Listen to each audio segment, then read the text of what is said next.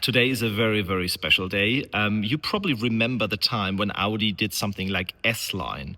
I would say today is the first time that you can get an RS line on the car because Audi has just revealed their wide body A6 Allroad that more or less brings you the looks of an RS model. I mean, 11 centimeters wider car, true integrated in the car. No, not just fenders on the side, but integrated side skirts, wider panels, and a very, very aggressive looking, let's say, theme combined in a car that has a 3-liter TDI and starts at 80,000 euros.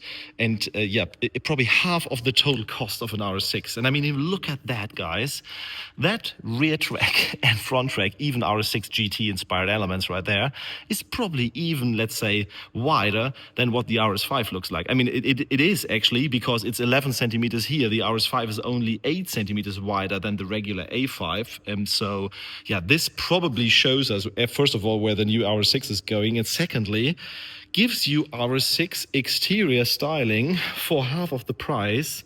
Boy, that car has a stance. I mean, look at that rear now. If we're moving back here, look at those hips here. That's really, really nice. And of course also design elements. Yeah, of course at the rear you can see the RS6 would then have, let's say, those bigger exhausts right there. But if you say this is, let's say, available with a car that only consumes, I don't know, 6-7 liters of diesel on the Autobahn and gives you that stance, I can just not stop, let's say, filming those angles right here and those, let's say, wide hips. Yeah, very, very, very good interpretation of Audi. And also you can see that we have, let's say, RS6 more or less inspired wheels here somehow, and that nice shape in the rear, this Avant shape, was already nice with the, let's say, regular Avant, but now it comes across even better and even sharper. And the best thing is, once we now move inside, to have an animation of the same car, leather cover, by the way, we will get into more detail in just a second. They have, let's say, an animation of the car, stop that beep, that also has the silver interpretation of that wheel, and that looks even better. And the best part, of course, is you get air suspension standard in this car. You get rear axle steering standard in this car, as far as I understood that. And that makes the price even more competitive. And if you now order those wheels, I mean, even if you could potentially order that in full black, that's just a totally different story, let's say, of an A6. So I would assume everybody that is currently in the market for a 5 Series E-Class or, let's say, A6 regular hybrid version, you get a plug-in hybrid version actually with 100 kilometers range here, or a 3-liter TDI for the long-distance Autobahn rides. I mean, you just have to take this option, because for, let's say, a fully spec'd list price, I mean, that's before, let's say, you get the taxes off, before you get the discount of this car, probably will be at around 100,000 or even below 100,000 euros. I'm really looking forward to your design ideas, of course, once the configurator is out. And I truly love what they have done. And I mean, even in that front view here, you can see now how wide the car is and how those black elements on the front grille really come across. I'm really, really astonished what they've done. And as saying before, we have quality, let's say, inserts. We have now leather packages here in the door panels. Maybe that was available before, but I didn't know that. We have a leather-covered airbag here. We have leather-covered center console. We have the new steering wheel with the new wheels here and the new, let's say, adaptions and that. Alcantara right there. So everything is in that you could potentially imagine. And yeah, just truly love what they have done with that car. And saying it again, that wide body kit just sells it, I would say. Front, of course, it's not an RS6. You don't have, let's say, front splitter, which would be, let's say, contradictional, because you're, let's say, trying to get up steep hills with that Allroad. Of course, you can also see in the animation that you can pull up the ride height with the air suspension to something that is truly SUV-like. But I would probably just drive that car in regular dynamic mode all the time to get me that, let's say, RS6 look in the everyday driving. And we truly also think about replacing, let's say, one of our cars with this A6. I mean, that would make so much sense. Driving to driving events, driving to the airport, we sometimes need to be quick, long distances. Probably also not a hybrid, but real true TDI that brings back those TDI vibes. I mean, we had in our family many A6 Allroads in the past. We're always happy with those cars because quiet, comfortable. You have the possibility to go on a B road, or not on the B road, a C road in that regard, actually a dirt road and country road. And in the end, now you are getting the design. I mean, the Allroads of the past were never, let's say, unattractive, but compared to that here, yeah, that's a totally different story. And therefore, I would also say, not only talking about the entrance price, that's pretty interesting, this car would be actually quite, let's say, stable from a pricing perspective, because even in 2 or 3 years, it still got that design. You still have the quality with the newest software in there and the newest, let's say, design adaptations from Audi now. And you have the 3-liter TDI that in times where fuel gets more and more expensive, of course, it's also interesting to just consume less fuel, even if you're driving quickly. And therefore, I think this car is a car that also will be sold or resold quite well in 3 or 4 years.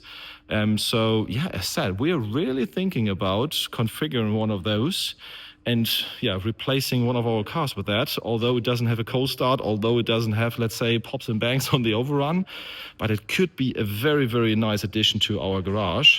And I'm really looking forward to your comments. One design idea, as we just said, inside, probably interesting could be to take those wheels in full silver that are even brighter and, let's say, look bigger. I mean, by the way, we have, let's say, 21-inch, but those are, where do we have the number? We don't have it here. Those are 285 wheels now. I mean, on an A6. That's quite astonishing. It's a bit dirty. I mean, they seem to be driving off-road. Yeah, 285, 35 R21 is the wheel size. And if we take that in silver and then take the car in full black, what do you think? That could work out quite well, doesn't it? If you then have this sleeper R6 style, and if you drive that on the Autobahn, everybody will recognize it in their rearview mirror that this is a special version and not the regular car, and it just looks like it has power. And yeah, that brings it back to the thought I had in the beginning. For a few years, a few years ago, you could buy S-Line. Now you can buy RS Line for the first time with a full body kit. And I think I love it. And the take rates for this car will, let's say, explode, I predict.